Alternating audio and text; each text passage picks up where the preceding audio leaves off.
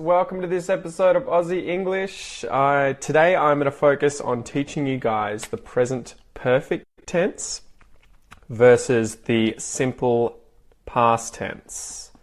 The present perfect tense versus the simple past tense. Firstly, I'm just going to double check that everything is working on Facebook. So give me a thumbs up, guys, if you can hear me okay. Let me know if there's anything wrong with the sound. And if you can, give the video a share. Give the video a share. So just give me 2 secs. 2 secs, guys. How's your day been? And where are you guys from? Where are you saying g'day from?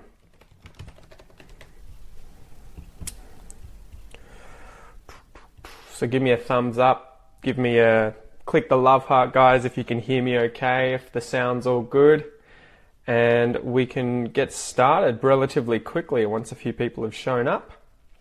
So today I want to talk about the simple past tense and the present perfect tense, because I know that a lot of you guys find these tenses a bit of a pain in the butt sometimes. I know that these tenses can be really annoying, really tricky, especially the past tenses. And so the simple past and the present perfect. I've got a whole bunch of example sentences, so we can go through. I'm going to discuss how you would turn these sentences into questions, because sometimes some funny stuff happens with inserting auxiliary or modal verbs. Sometimes it doesn't. And then after I introduce both of these two different tenses, and go through some examples, I want to compare both of them to one another as well. So I'm going to rearrange a set of sentences. The first ones will be in the present perfect, and then I'll rearrange them into the simple past.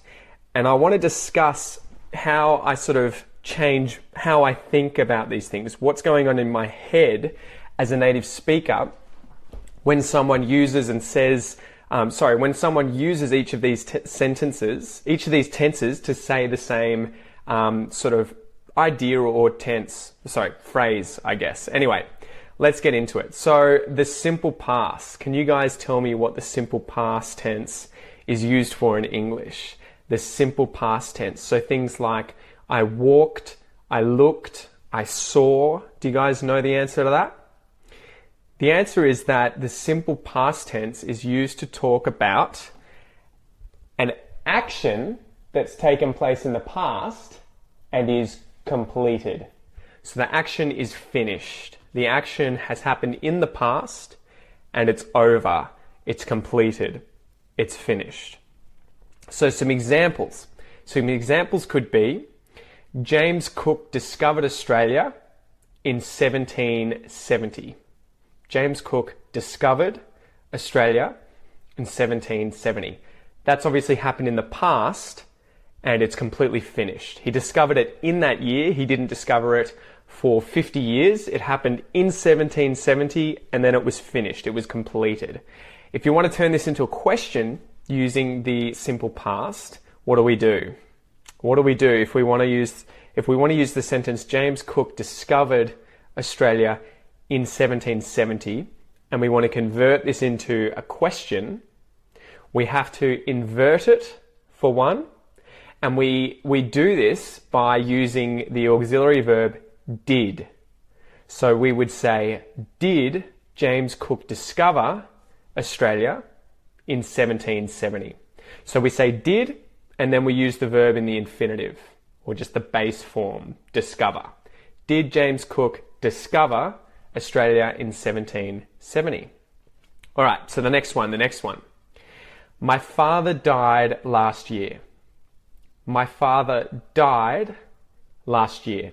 So last year, in that year that's over, it's in the past, it's finished, it's completed, as well as the fact that my father died. He went from living to dead. He's not in the process of dying. In that period, I use died. My father died. He didn't actually. He's still alive, guys, so don't panic. So if I want to convert the sentence, my father died last year, what do I do to the sentence? What do I do to the sentence? What do I add to the front of the sentence there, guys? And how do I change the verb that follows my father? Do you remember? So we change it by putting did at the front. We insert that auxiliary verb. That's it. We use did. My father die. So we use the infinitive. We say die. We don't have it as died. My father died. Make it a question. We use did and we use the infinitive. Did my father die last year? And again, we're using the simple past because last year is over, it's completed, it's finished. He lived in Adelaide for 3 months. He lived in Adelaide for 3 months.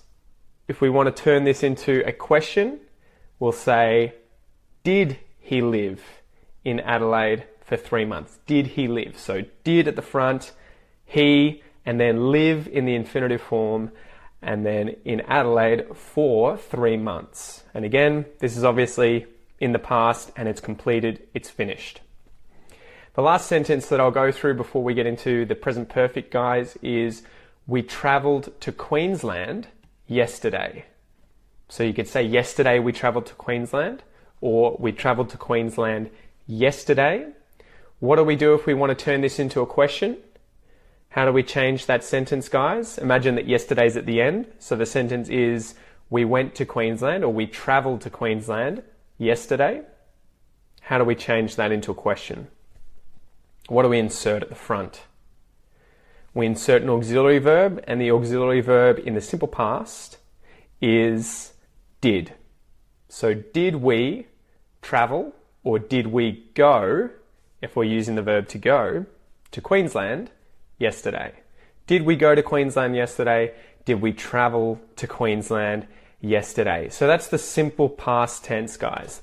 The simple past tense, one more to remind you, is an event that has happened in the past. So this is the present, this is before the present in the past. If it's happened and it's been completed and it's finished, it's over, it's done, we use the simple past tense. So that's the first one, guys. For everyone who's just arrived, give me a thumbs up if you can hear me okay. Hit the love heart button, guys. Just double check that the sound's all good. We're playing with tenses. The first one was the simple past tense. So go back if you've just missed it. If you've only just shown up, you can watch the whole thing later on. I go through the definition of the tense, how to use it, and then I go through a series of example sentences. I'm going to also go through now the present perfect tense. The present perfect tense, and this one's a lot more complicated. And then after I go through this one with a bunch of examples, I'm going to go through a series of sentences and compare how these two tenses would change what's going on in my head if I were to hear them rearranged. The equivalent sentences saying effectively the same thing, but switching in and out of these tenses. All right, so the present perfect tense. This is used for 5 different things. Broadly, it's talking about an event that's happened or that started to happen in the past and is going until present, roughly. There are variants, but that's the basic idea. So the present perfect tense, number 1. The present perfect tense is used when an action or a situation that started in the past has continued until the present, until present time. So for example, I have lived in Melbourne since 1990. I have lived in Melbourne since 1990, and I still do. So I started living here in the past. I started in the past, and notice that I use the simple past there because the fact that I started in the past or happened in the past. I started living in Melbourne in the past, and I have lived in Melbourne. I have lived up until present since 1990. So what do we do, guys? If I want to change the sentence, I have lived in Melbourne since 1990, if I want to change this into a question, how do I change this sentence into a question? I invert it, right, guys? I invert the sentence, but this time I don't have to insert an auxiliary or modal verb, right? Because it's already there. So how would you rearrange the sentence? I have lived in Melbourne since 1990 to be a question. What would you do? See if you can type it below. I'll give you this one and we'll get on to the next one. Exactly. Have I lived in Melbourne since 1990? So whenever we're going to make questions, the present perfect tense is really easy, guys. We just invert it.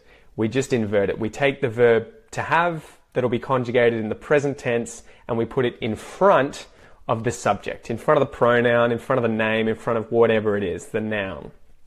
All right, so the next one.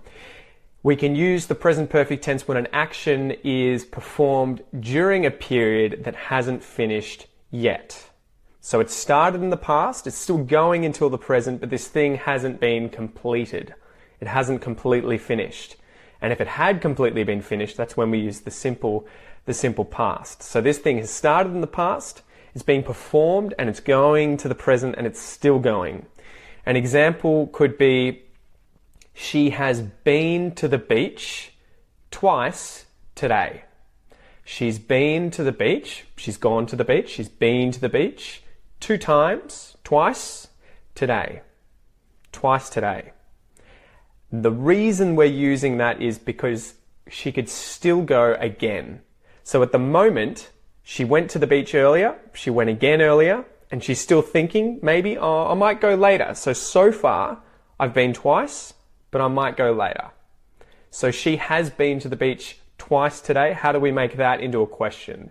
She has been to the beach twice today. Twice, 2 times. She might still go later. She has been. How do we turn that into a question? Can you guys type that below?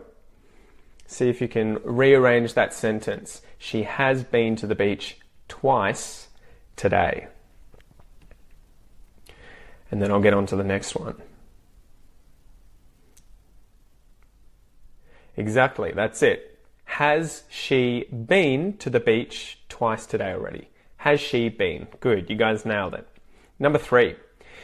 We use the present perfect to refer to a repeated action in an unspecific period. So an unspecified period between the past and between now. So this might be where we know that it started in the past, but we don't know when. We don't know when, so it's unspecified. It's an unspecific time. An example could be, we have visited Queensland 3 times. We have visited Queensland 3 times. This could be like, maybe we could add on the end, we have visited Queensland 3 times in our lives. We have visited Queensland 3 times last year. That would sort of be similar to the previous one. Although in this case, if the year's over, we're still talking about it. The basic idea here, I feel, would be that we might go again in the future. So it isn't completely complete, but we also don't know when exactly we went to Queensland. We're not specifying the exact time. So if I say we have visited Queensland 3 times, we have visited Queensland 3 times, how would I rearrange that sentence to turn it into a question? How would I rearrange the sentence? We have visited Queensland 3 times. 3 times. We would convert it by inverting it. We invert it. So we would say, have we visited Queensland 3 times? Have we visited Queensland 3 times? So number 4, the present perfect tense is used when an action that was completed in the recent past is expressed by using just. So this is an adverb, just. So I might say something like, I have just finished work. I have just finished work. So I would use this because it's completed, it happened, but it only just happened. Like literally moments ago, minutes ago, I've only just. So it still started in the past, went up to the present, and it's only just not the present. So that's where I would use that there. So if we want to convert the statement, I have just finished work, how would we rearrange that sentence? I have just finished work. How do we invert it? I have just finished work. Exactly. Have I just finished work? And so the fifth and final example of how you would use the present perfect tense, guys, is for an action when the time isn't important. So when the time doesn't matter. So if, for example, I said, I have read the book. I have read the book. It doesn't matter if I read the book yesterday, and I'm using the simple past there because yesterday is finished and reading the book is finished. It's happened yesterday. It doesn't matter if it was 20 years ago. If I'm being unspecific about when that's happened and I just want someone to know that, yes, in the past, I've read it. I could say, yeah, I have read it. I have read that book. Have you read this book before? Have you read this book in the past? Yes, I have read it. And so what will we do, guys? How would we rearrange the sentence, I have read the book? I have read the book becomes, have I read the book? Have I read the book? So there you go, guys. That was an introduction to sort of chat a little bit about the simple past tense and the present perfect tense. The simple past tense, again, to just give you a basic overlook of that, is something that started in the past and finished in the past. It started in the past and it finished in the past. That's the basic idea there. And again, the examples were James Cook discovered Australia in 1770. That was, in the past. It's not going until the present. That happened in the past. My father died last year is another example. My father died last year. Last year, in the past, finished, completed. The present perfect, however, had 5 different uses. But basically, it's something that has happened in the past, or at least started to happen in the past, and has gone all the way to present. It can have finished just before the present, and we often see that with the word just. I just finished, I just watched, I just went.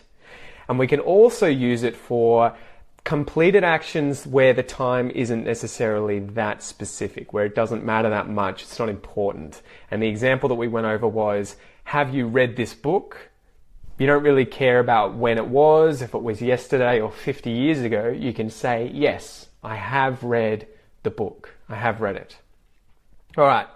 So I wanted to take you guys through that. Again, you can go back and watch this later, and I'll also put it up on YouTube. Remember to give me a thumbs up and a love heart if you guys can hear me okay. I'm always paranoid that the connection's going to drop out. Now I want to go through comparing the present perfect tense and the simple past tense, where we're going to use similar sentences, effectively saying the same things, but I'm going to switch them between the two tenses and then talk about what's happening in my head and how I am now interpreting these sentences. So when they go from one tense to the other, how I envisage how the information has changed. All right, so the first example could be, she has worked in the bank for 5 years. She has worked in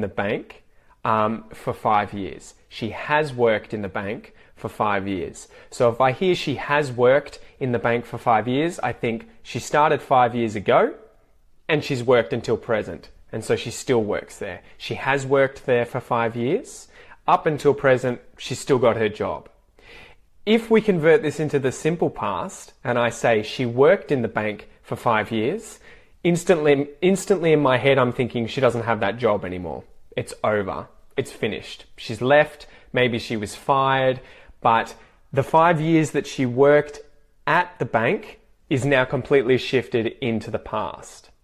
So if I say she worked in the bank for 5 years, the time that she's worked is completely in the past. If I say she has worked in the bank for 5 years, she's still there. She's worked up until present from 5 years ago. So that's that sentence. Let's go into the next one. We have had the same car for 10 years. Again, we have had it for 10 years means 10 years ago we got the car and we still have that car today. We have had it for 10 years. So that 10-year period is up until present.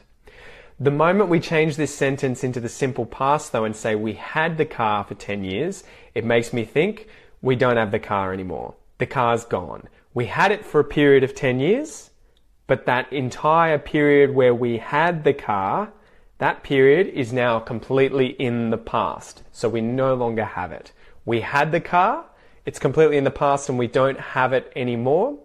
Or we have had the car for 10 years, meaning that we started to own it, we started to have it 10 years ago, and we still have it in the present. The next sentence. Have you surfed since you were a child? Have you surfed since you were a child?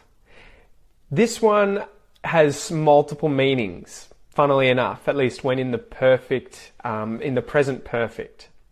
Firstly, if someone says, have you surfed since you were a child?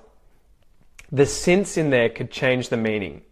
So it could mean that you surfed when you were a child, and someone's asking, since you were a child, have you surfed?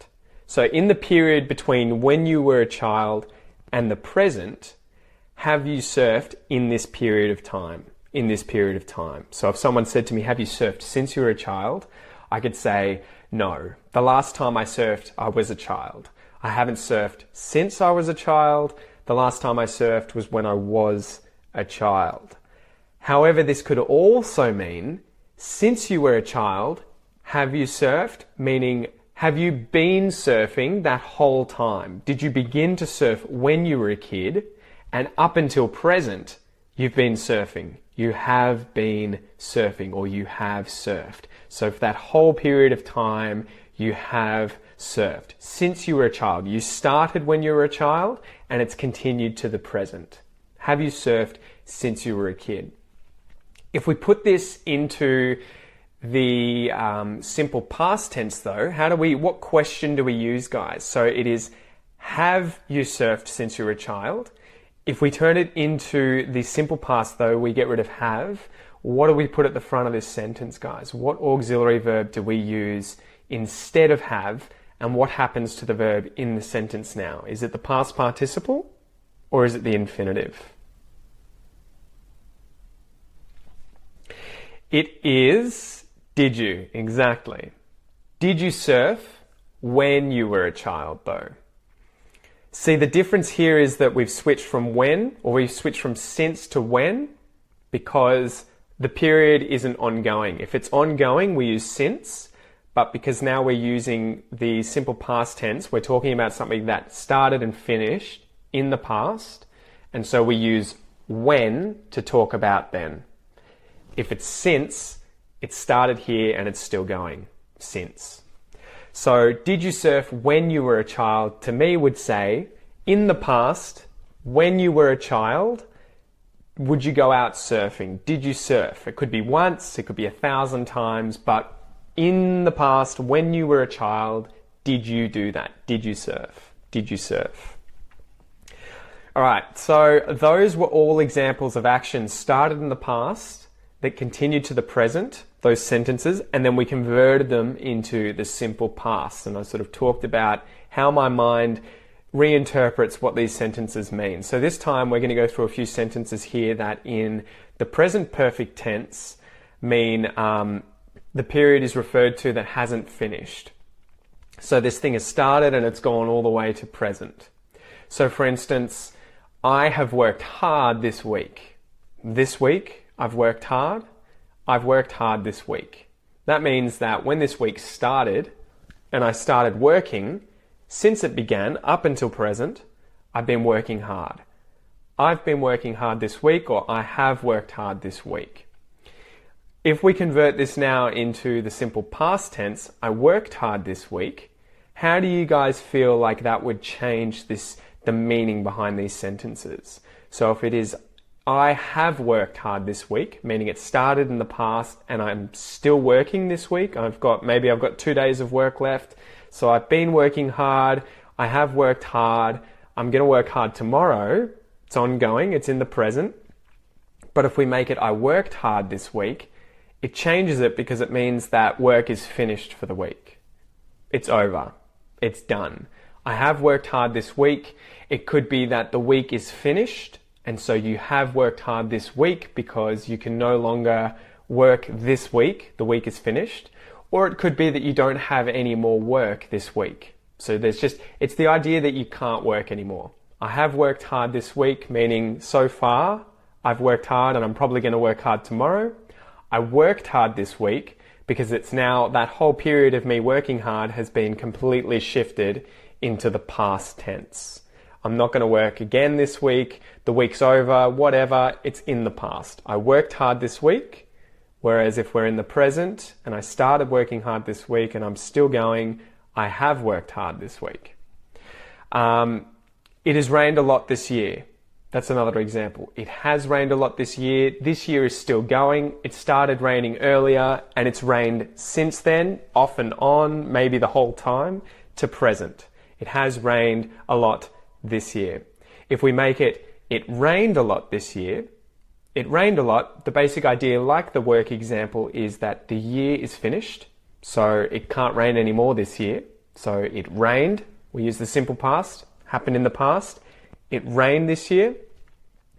Or the idea could be that it's not going to rain at all for the rest of the year. So for whatever reason, there's no chance that it can rain. It's completely shifted. It's completely shifted. What's another example sentence? We have, wait, what am I going through? Oh, we haven't seen her today. Okay, there's a good example. We haven't seen her today. That would be that today started in the past and it's going until the present. And we haven't seen her, meaning that we still might see her because today's not finished. But when we push that into the past, how do we change that sentence, guys? What do we do to the sentence in order to change it? Tense-wise, how would we rearrange I haven't seen her today? It'd get changed to I didn't see her today. So if the day's over, the day's complete, that's the basic idea. Finished, moved into the past. I might go through one or two more examples, guys, and then we'll get into a question and answer section where you guys can ask me anything you want. We can have a chat. We can talk about anything and everything. So, okay, actions completed in the very recent past. Have you just finished work? Have you just finished work? So you would use this because you started work in the past and you've just finished literally in the present. So it's only just been shifted into the past. So it's that started right away in the past up until present. Have you just finished in the past? Whereas if we change this into the simple past tense, we use did you just finish? Did you just finish work? A funny comment about this, when we start talking about actions that are completed in the very recent past, either one of these is acceptable, at least in my mind. This is what I'm thinking. Did you just finish work? Again, that tells me, did it just happen? Like really close to present just now? Have you just finished work? It's literally the same thing. Has it just happened right now? I'll do one more sentence and then we can open up into the Q&A section, guys, where you can ask me anything you want. You can ask me about English, about Australia, about me. Let's just chat. So the last example would be, so when a precise time or a precise time of the action is not important. So this is again with the perfect present tense. So for example, she's studied Japanese. She has studied Japanese. If you said it like she has studied Japanese this week, again, it's the idea of she started doing it in the past. She did it up to the present. She has done it to the present, and she might do it more. She might do it more because the week's not over. Maybe she's still studying it. She's going to study it into the future.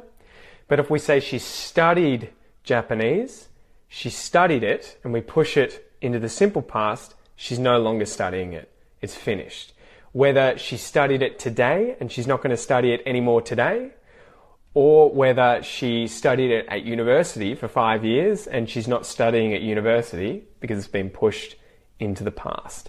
So I hope you like that little sort of comparison between the two different tenses, guys. I know they're a massive pain in the butt and that the simple past and the present perfect are really confusing. They're really like, when do I use one? When do I use the other? And how do I use them? I know it's a pain, so definitely go back and watch this. If you have trouble with it, I'll try and put it on YouTube as well.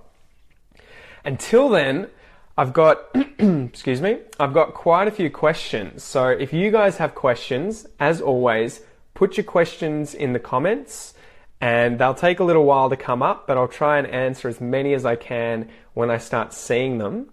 But in the meantime, while you're putting your questions down below, I'm going to go and answer some that people asked me this week. So Kevin asked me, what is the difference between affect and effect? And he says he teaches English and still finds this difficult. So both of these words are said the same way, but they're pronounced, but they're spelt differently. Affect is spelt with an A, but it'll often just be said as effect with a schwa at the front, effect. And effect is spelt with an E, and again said with a schwa usually. Effect, effect, effect and effect. They both sound the same. To affect something is a verb, and that's the one with A. If you affect something, that's the one with A, it's a verb. If it's an effect, it's a noun, and so it has the E. So I think it's one of those things where it just differentiates the tense, whether something's a verb, whether something's a noun rather. It differentiates the grammar, sorry.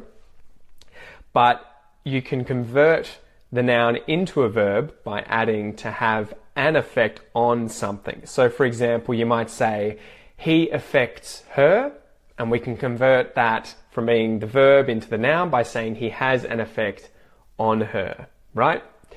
Another example could be getting angry won't have an effect on the outcome. It won't have an effect. So that's the noun, effect with an E.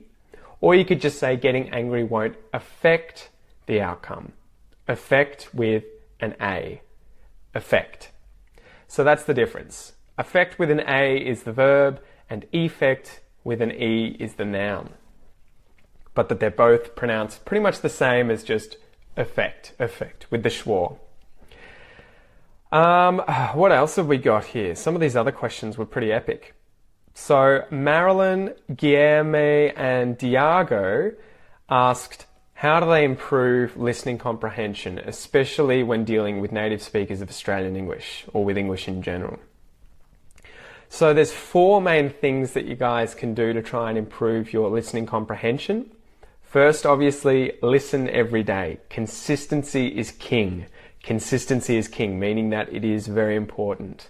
Practice as much as you can. Practice it as much as you read, as much as you speak, as much as you learn grammar, vocab. You need to be focusing on listening every single day. The main reason I think a lot of people have difficulty with listening is because they neglect it.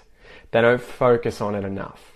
They don't focus on it enough. And one of the ironic things is listening is one of those things that will actually take off and become incredibly easy before speaking catches up. If you let it. You have to focus on it though. So that's number 1. Listen every day. Consistency is king. Again. Just a little bit every day, guys. Point number 2 would be watch videos. If you want to practice your listening comprehension, obviously you need to be watching videos as much as possible with subtitles. Subtitles are also king. They're important.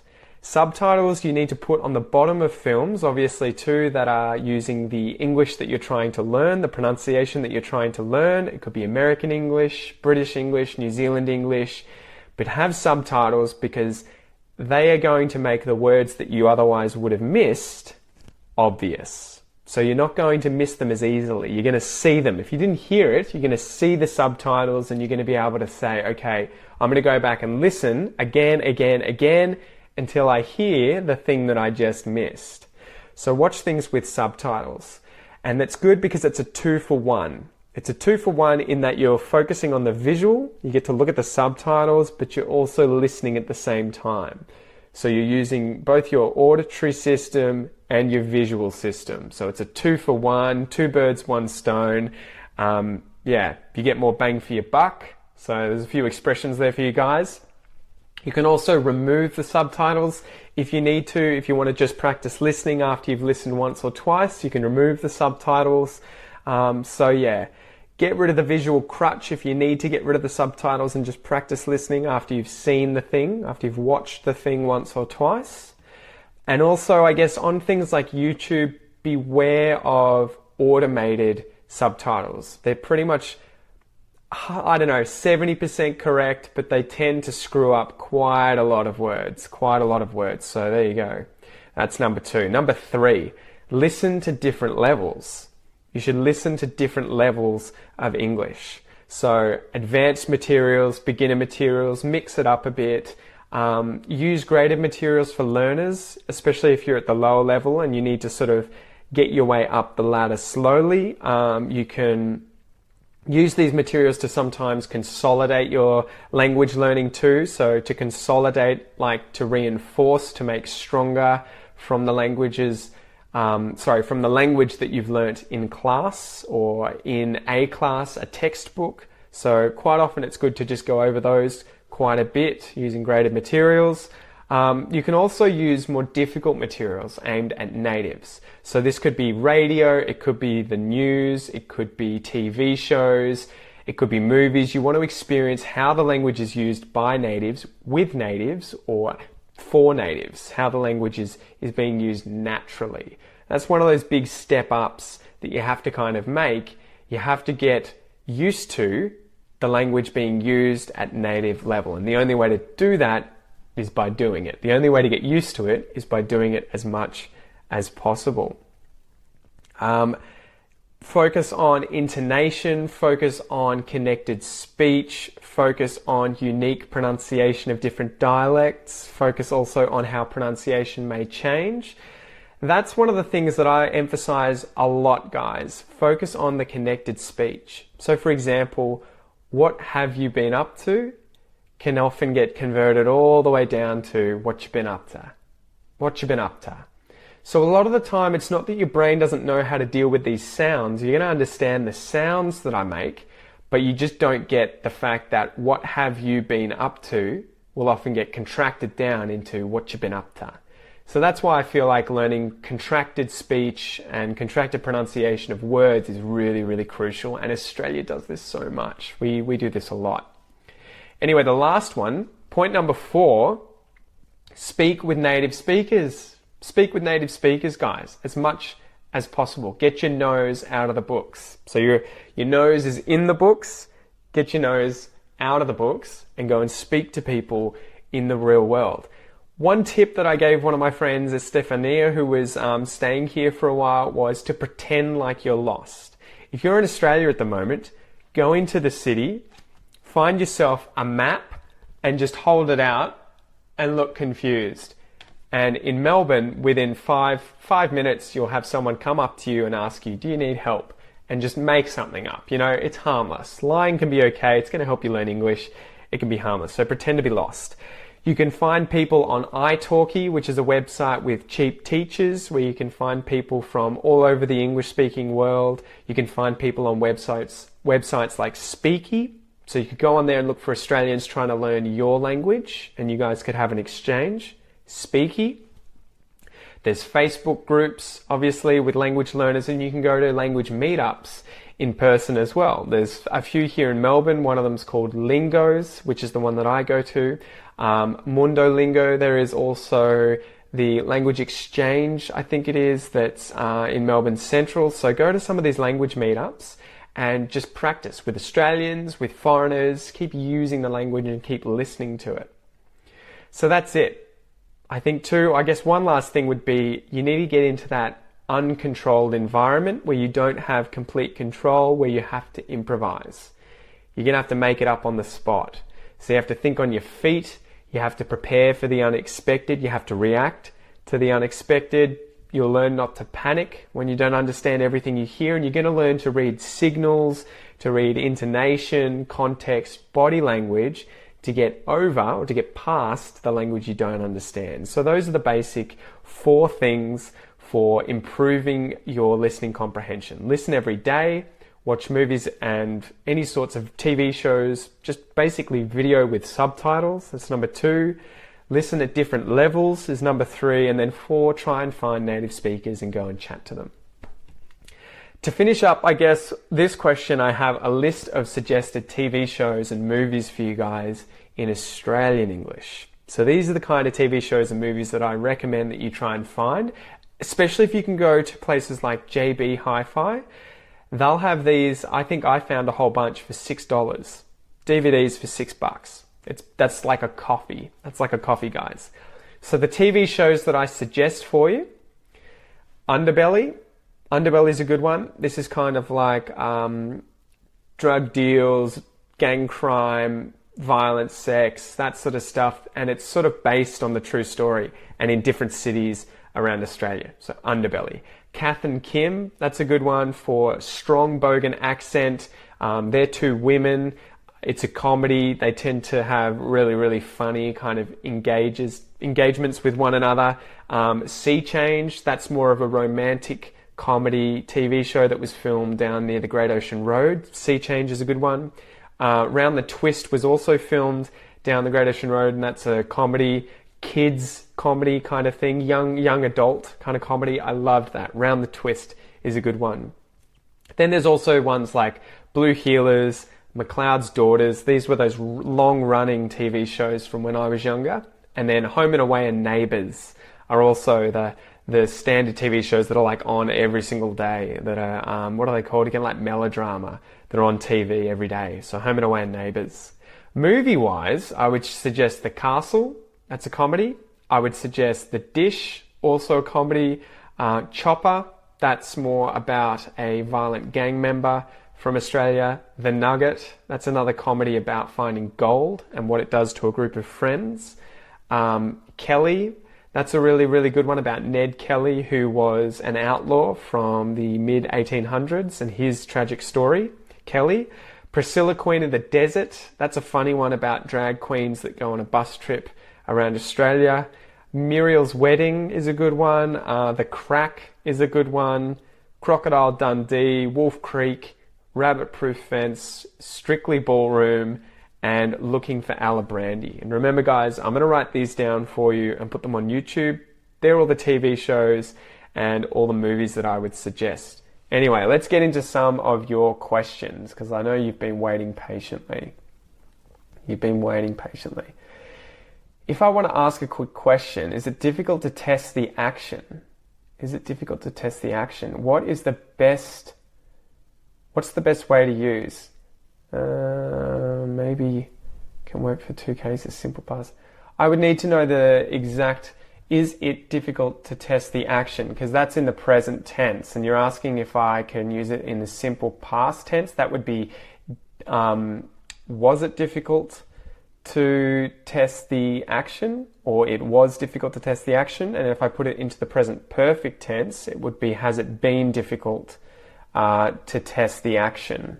So I'm not 100% sure what you're asking there, but I hope that helps. Where are some other ones? Hey Pete, would you mind telling me the difference between I've been to Japan already and I've already been to Japan? Nothing. The only difference there is where you've put the adjective. The adverb. I've already been, so it's I've already and then been. You've inserted the adverb in between have and been. Or you can say I've been to Japan and then put already right at the end. Both of those are actually really good places to put the adverb in these sentences. Both of those sound acceptable. Both of them sound native. I would hear those from native speakers of English all the time. I've been to Japan already, or I've already been to Japan. It starts to sound a bit funky when you start saying, I already have been to Japan. No one would say that. That sounds very, very, very strange. Or, I have been already to Japan. So I guess the main thing here is put the adverb either at the end of the sentence there, I've been to Japan, and then already. And I think it's the adverb. I'm not perfect at this, but I think that's what that is. I have been already. Or put it between have and been. I've already been to Japan. If you put it anywhere else, it sounds strange. So I hope that helps. But yeah, I've noticed that some Spanish speakers will put it between I and everything else in the sentence. That sounds weird. Or they'll put it after all the verbs before the place Japan in this example. So I already have been sounds strange, and saying I have been already sounds strange. So I hope that helps. What else? Could you please write down the TV shows? Yes, I will definitely write them down. I can't do it right now, but I will do it for you in the near future. When I put this up on YouTube. What else? What else? What else are some of these questions? How to use either or neither? That's a difficult one. I hate that one. Either or neither. In fact, I have to actually look that up because I can't do that off the top of my head. You guys always catch me out. You always catch me out with some of this English grammar stuff. So either and neither. Here we go. I'm opening up a site and we'll have a look, and I guess we can talk about or and nor at the same time. So either pairs with or. You do something, you either do something or you do something else. So in both these cases, the either part is talking about two things. So it's like there's an option. Either we go to Geelong or we go to Melbourne. Either we go to Geelong or we go to Melbourne. So either one of these, either option. Either or. I think either here, it looks like it's to offer the choice between two possibilities. Yeah. So, and it's in the positive. It's not negated. If we negate it and we say that we didn't go to either of these, we can negate the sentence without using not. So like, I did not go to either Geelong or Melbourne. That's me using not and then either or. If I don't want to use not, I can say neither nor. So I think the not has actually been put on the front of either. So like not either, but it's become neither. And I guess it would have been not or, which has become nor. Neither nor. So I would say, I have been neither to Geelong nor Melbourne. Or I could say, I haven't been either to Geelong or Melbourne. So it's when it's the choice between two things or when it's the lack of choice between two things. Yeah, that's the basic idea there. I hope it makes sense. This is the kind of thing that you just have to get onto the internet and practice, find some example sentences, and just keep going through it again and again and again and again until you sort of get these things. And you'll get used to it. All right, so any more questions, guys? Or do I jump back onto... Where's the comment section? Oh, it's disappeared. Yeah, still learning to use this thing. All right, so down the bottom, what have you guys asked? Paired conjunctions. Mohammed, what do you mean by paired conjunctions exactly? Is that like paired conjunctions between sentences? What are some examples when you say paired conjunctions? Sorry about the tissue, guys. I've had a cold all week. So what have we got here? Paired conjunctions. Both. Okay. So you're saying they're paired conjunctions. Got you. Yeah. So that's it. Mohammed nailed it. He was referring to either and neither. Hi, Pete. I always have a doubt. When I say I've been in Japan and I've been to Japan, are both of them accepted? And would it be the context where I can use either of them? I think it's, Oscar, it's one of those examples where you can say you've been in a country before, but it just isn't the common preposition that we would use. I would usually use to a country. I've been to Australia. I've been to France. I've been to Japan. That sounds more common, more natural. I think that would tend to be what most people would say. But I guess you probably could say that I've been in Australia before. I've been in Japan. The only difference is, I guess, like, if this is Australia on the map, you go to Australia. Whereas if you went in Australia, it's this idea of going in Australia, as in you're like within the boundaries of Australia. So it's just a slightly different way of thinking about it, but I would definitely say that 99% of the time you're going to hear people say I went to a place as opposed to I went in a place, especially when talking about countries. So I hope that makes sense, mate. How to learn vocabulary when reading books? Okay, that's a good question. Let me find my book and I'll talk about... So Norman here asks, how can you learn vocabulary when reading books? One example that I have here is Harry Potter. I was reading this when I was learning French. Harry Potter, I love Harry Potter because it's so full of conversation. The majority of this book, of all these books, is the kids talking to one another, right? So no matter what language you're learning, the majority of it is just dialogue. Hey Harry, what are you doing? Who said that? Where are you going? Blah, blah, blah. So it's all common language. It's not like if you're reading a history novel or something. Harry Potter's a winner. How do I learn using Harry Potter? All right, I'm going to see if I can show you. So this is book number 4. So bear with me. I actually went through 1, 2, and 3 before I got here.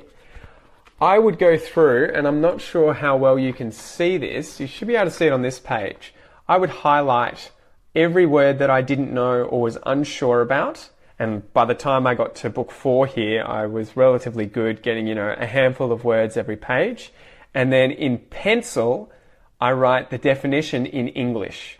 So this is all in French. The words are in French, but I would write the definition in English. So I would read 1 chapter a day. I mean, you could do a page a day. It depends on your level and how much you want to work. Highlight every single word you don't know. Define it next to it. And when you finish the chapter, go back and read those sentences again and again and again. Read them out loud if you want to practice your pronunciation as well.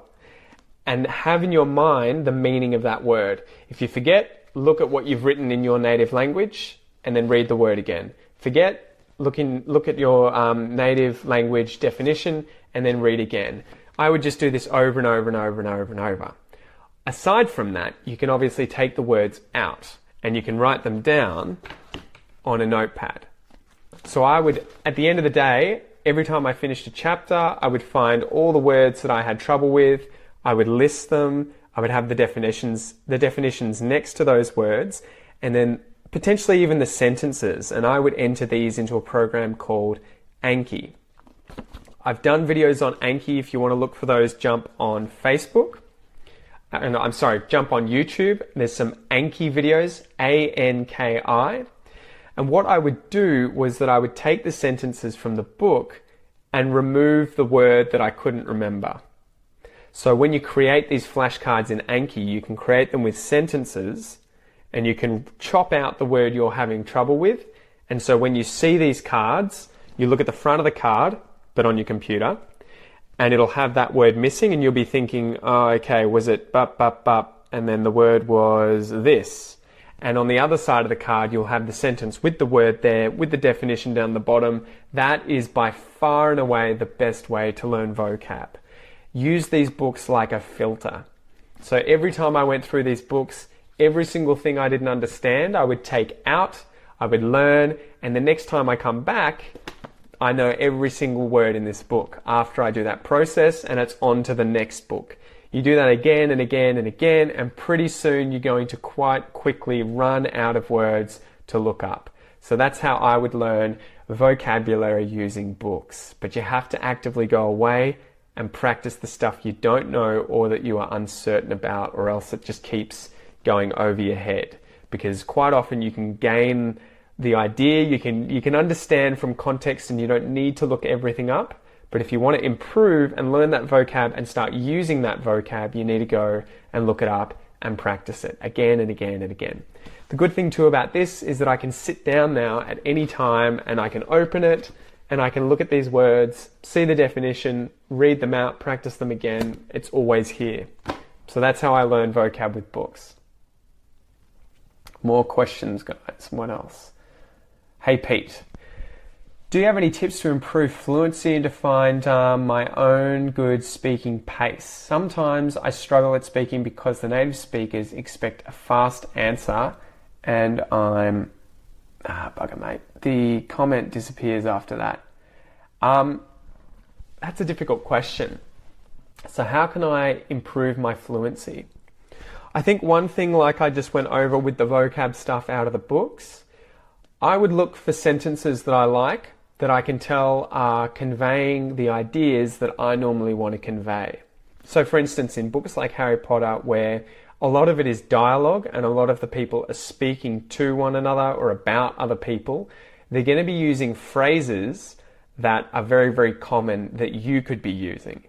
And so I would use these sorts of books to try and find phrases and then start adapting them to my language, how I speak the language. And so if I see in a book that someone uses however or although, these different conjunctions for sentences in a certain way, I might sit down afterwards and think about how they were used and how I could use them in a similar sort of way and come up with my own sentences and practice using them. You could also role play. So quite often, for example, if you were watching a TV show in Australian English and you heard someone say, "How's it going?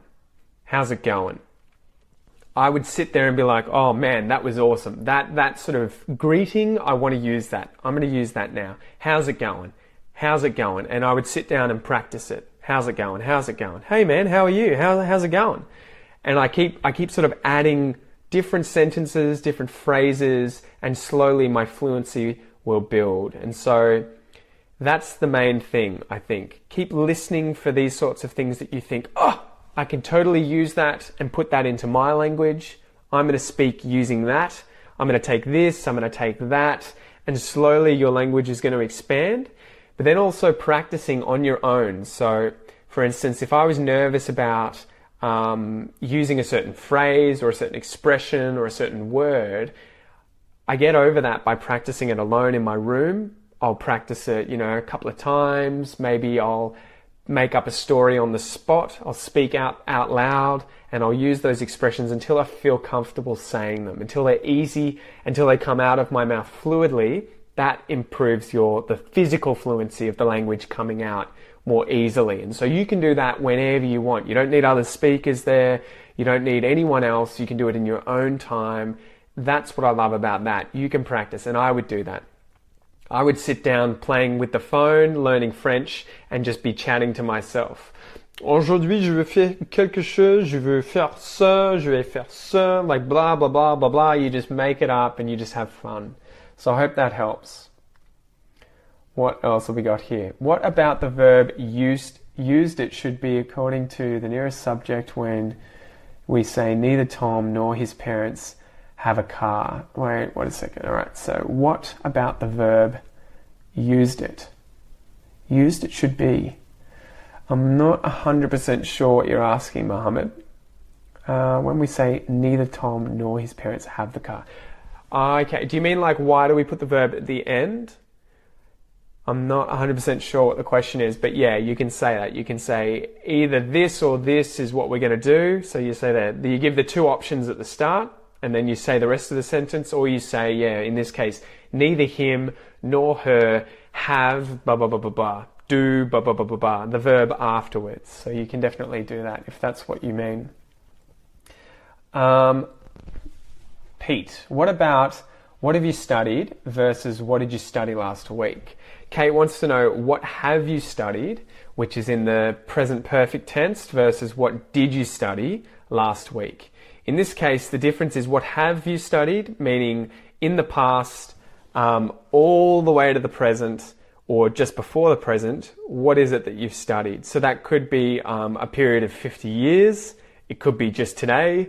It could be that it was for a period of a week, a period of 10 years. The time is kind of arbitrary. It's not obvious. But the fact that it goes up until now is what the have has done. What have you studied?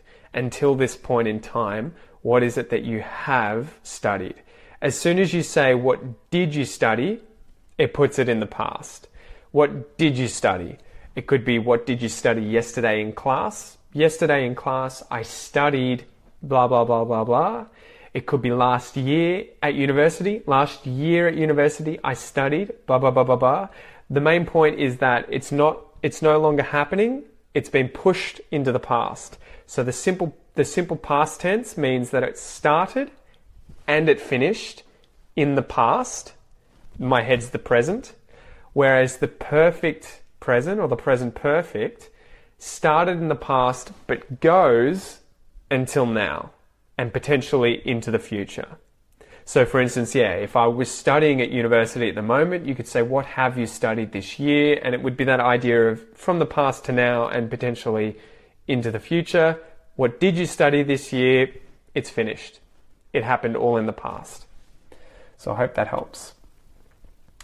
What else have we got here? Eric.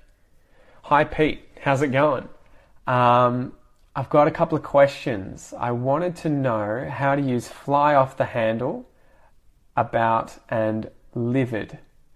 So, okay. So you want to know how to use to fly off the handle about something, and the adjective to be livid. So to fly off the handle about something would be to lose it, to get angry, to get mad, to really get full of rage. So I drove my car. So no, Dad has lent his car to me. I've borrowed my dad's car, and I got drunk and drove it into a tree. When I go home, my dad flew off the handle about the fact that I crashed his car. He flew off the handle, meaning that he got so angry. I'm not sure where this comes from. I'm not sure if it's the idea of like you're holding the handle of a bat, for instance, and you're so angry that it flies out of your hands, or maybe that you're on a bike. But the basic idea is that if you fly off the handle, if you do it, if I fly off the handle, I'm getting angry, I'm losing the plot, I'm full of anger, full of rage, and I'm just, I'm losing it, I'm flying off the handle. If you're livid, it's the same thing. Livid would be so angry. He was livid with rage. It would be like to the point of shaking.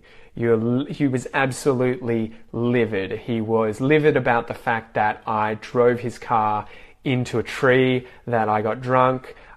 He was livid. He flew off the handle. He lost the plot. Lost the plot is, again, angry. He's so fuming. He's so furious. Fuming as well is an Australian slang term you could use.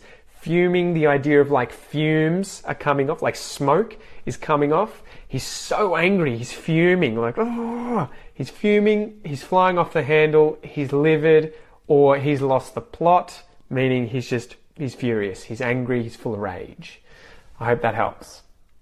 G'day, mate. What's the difference between would plus verb 1 and would have plus verb 3? Would you recommend me some good Australian TV shows to get used to the accent? I have pack. That's a very long one, active guy. I'd have to look these up. I don't know exactly off the top of my head what V1 and V3 is. I'd have to go and look those up and get back to you.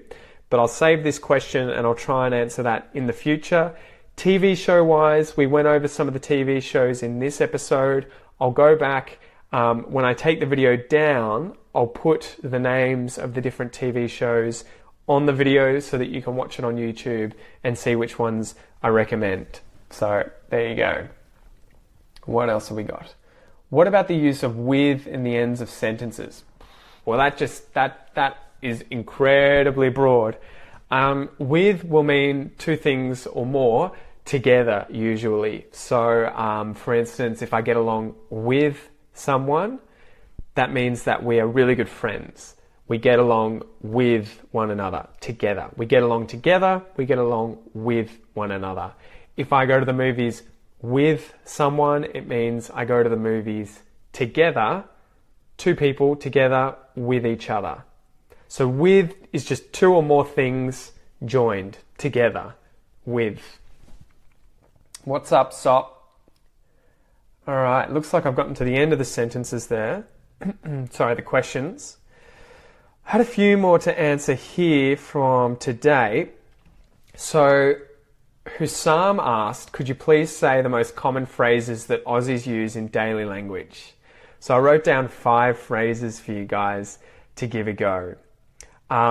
Phrase number 1, what's going on? What is going on? What's going on? What's going on, mate? How are you going, mate? What's going on? What is going on? What's going on? This just means what is happening. What's the news? Tell me what you've been doing. What's going on? What's going on, mate? What's going on? So I definitely recommend using that. And it can go all the way from what's going on to scown on, or even scan on. Scown on or scan on. What's going on? Scan on. The next one is she'll be right. She will be right. She'll be right. And this is similar to she'll be apples. and it just means not to worry. It'll be okay. She'll be right. She'll be apples. She'll be right. She'll be apples. You might go to a mechanic to have your car repaired. He looks under the bonnet, looks under the hood, and he says, yeah, she'll be right, mate. This is an easy fix. It'll be okay. She'll be right. You might break your leg, go to the doctor. Doctor fixes your leg and he says, don't worry, after a few weeks, she'll be right. She'll be apples. She'll be all good. It'll be okay. She'll be sweet. She'll be apples. She'll be right. Number 3, this is one saying goodbye. Catch you later. Catch you later or see you later. And both of these can be contracted to just catch ya or see ya. Catch ya or see ya. See you, mate. Catch you, mate. Just say this whenever you say goodbye to someone. Catch ya, see ya, catch you later, see you later, catch you later, mate, see you later, mate. That's another really good Australian term that you guys should definitely use. To say thank you. Obviously, we can say thank you, we can say thanks. One thing that you're going to hear all the time by Aussies is ta. Ta. Ta, mate. Excuse me. Ta, thank you. Ta. T-A. Ta. I'm going to have to cough. So yeah, ta is a really good one to say thank you. Ta, thanks for giving me this. Ta, at the restaurant, I would bring food to someone and they'd say ta. I'd pour water for them, they'd say ta. If I got a beer for my dad, he'd say ta. You can also say cheers. This is the kind of thing you would use with 2 drinks. Cheers. Cheers. But I use this all the time to say thank you. Thanks, ta, cheers. Cheers, mate. Thank you. Cheers. Cheers and ta. The last one, number 5, is good on ya. Good on you. Good on ya. So good on ya, it can be 2 different things depending on if you're serious. Good on you. Well done. Good on you. That was beautiful, mate. That was a beauty. It was a ripper. Good on you, mate. Well done. Well done. Or it can be used sarcastically. Oh, good on you, mate. Good on you. Yeah, good one. Well done. Good one. Good on you. So it's all about how you say it in that sense. Good on you, mate. Well done. Good on you, dude. Is like, you didn't do a good job. That was really dumb. Good on you. But good on you is one that you're going to hear all the time. Well done. Good on you. And good on you guys for practicing your English and being on here late at night on a Thursday. Good on you. So that's really it, guys. We've been on here for about an hour. I guess we should finish up. If you're not already in the Aussie English virtual classroom, go and sign up. I'm giving out missions as often as possible. So these are sort of little video missions for you guys to partake in, to practice your English and share these videos online. So the Aussie English virtual classroom is open for all of you guys to join. Just do a search on Facebook, Aussie English virtual classroom. Get on there. Join, and be involved. Practice your English, practice your speaking, and practice your listening comprehension of other students as well. If you're not on YouTube, jump on the YouTube channel, check out all the videos there. If you're not listening to the podcast, go and sign up, download an app on your phone and listen to the podcast. It's all free. And if, like with Harry Potter today that we were talking about, if you want words, if you want all the vocab and everything for all of the podcast episodes, sign up to be a member on the Aussie English page. So you can go there, you can try it for $1 for a month. That's 4 weeks for $1. That's 25 cents a week. You get access to everything. You can download the videos quite often. You can download the podcast episodes. You get the transcripts for every single podcast episode. And for the expression episodes, you get all the bonus stuff. So I give you extra MP3s that focus on pronunciation, connected speech, substitution exercises focused on phrasal verbs. So if you really want to learn English and get there fast, if you want to get to the advanced level really quick, and you want to work on 1 expression episode per week, sign up to become a member. It's $1 to try it for a month. I really recommend you give it a go.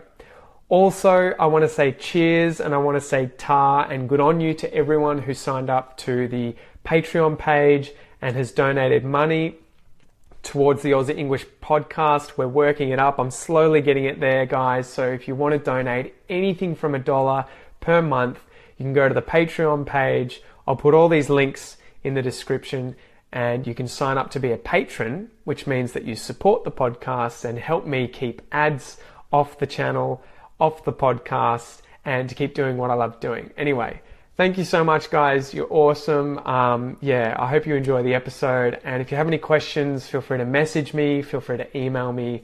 I'm always here to try and help you guys as much as I can. Anyway, see you later. Peace out, guys.